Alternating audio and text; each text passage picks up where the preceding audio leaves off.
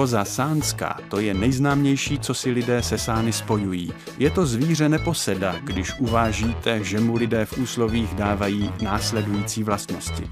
Dá se na něco zírat jako koza sánská, dokonce se dá i kejchat jako chudák koza sánská, ale asi nejčastěji vám někdo řekne, že jako koza sánská skáčete. Tady asi byli pěkně skotačiví lidé. Tady byla ještě taková, no, už tady není nic, jo. Už to úplně zbořili. Ještě tady bylo pár To nehledáme kozí chlívky, ale co zbylo pozdejším rodákovi Čapkovi ze Sán. To byl taky neposeda, který kdyby v 15. století občas neprohrál nějakou tu bitvu, mohl být podobně slavný jako Žižka. Kvůli němu je vlastně velbloud ve znaku Plzně. Čapka třeba znám, ale ze Sán nevím, to neznám, jako on je mocač? Ale to bylo takový podivný, protože on se vracel od někud z výboju a když dobýval Plzeň, tak tam dostali na zadek. A on musel zdrhnout a to velblouda tam nechal a oni v Plzeňáci moc balili a tím pádem vlastně ho dali do znaku Plzně, takže to bylo docela zajímavý. Čapek. Čapek ze Sán, to byl slavný vojevůdce.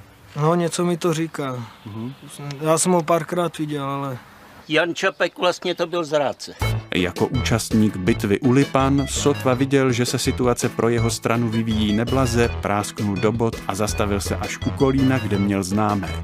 Po porážce husitů se vlísal do přízně zrzavého lišáka císaře Zikmunda a začal si kupovat nemovitosti.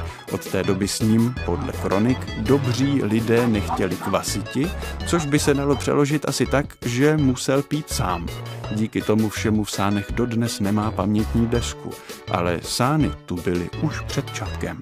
To pochází, že lidi tady byli jako saně.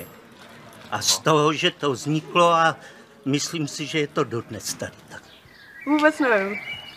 Tvar asi možná těch staní spíš, než těch staní, že by tady byly staně takový, to bych neřekla, no. Jako tvar obce, že připomíná? Tvar obce, jakože připomíná saně, jo. No, sáňkovalo se. Tady není kopec žádný nikde. No, tu oni ani na kopci tady nejezdili.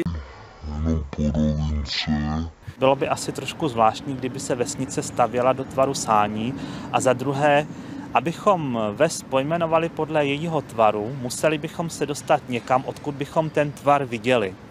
Což pokud není v okolí nějaký vysoký kopec, by bylo asi dost složité. Takže základem bylo osobní jméno Sán, které by mělo původ ve slově sáň, tedy drak.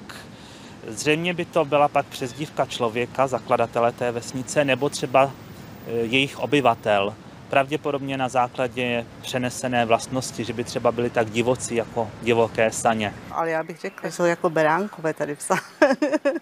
To je Jan Čapek ze Sán, že tady ve okolí je voda, jako cidlina. A tohle to by mělo být kříž, že to je tady kostel svatého Ondřeje.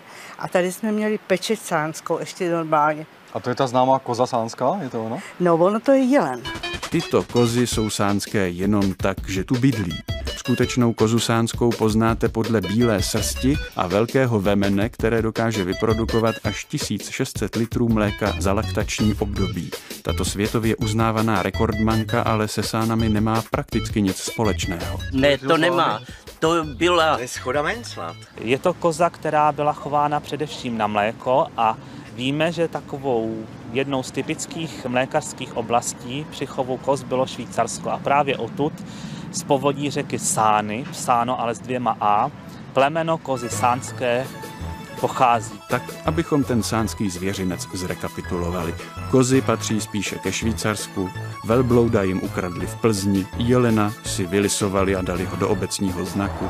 Zůstaly jim jen ty bůh ví kolika hlavé saně, naznačující, že to nejsou žádní beránkové.